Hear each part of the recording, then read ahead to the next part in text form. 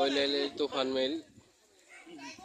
এই দেখেন বাইচের জন্য প্রস্তুতি নিচ্ছে সবাই, একে একে সবাই আসতেছে। নৌকাটা কিন্তু বেশ বড়। আগামী শুক্রবার বাইচের জন্য প্রস্তুতি নেওয়ার জন্য সবাই ট্রায়ালের জন্য প্রস্তুত হইতেছে। এটা হচ্ছে কৈলালির তুফান মিল।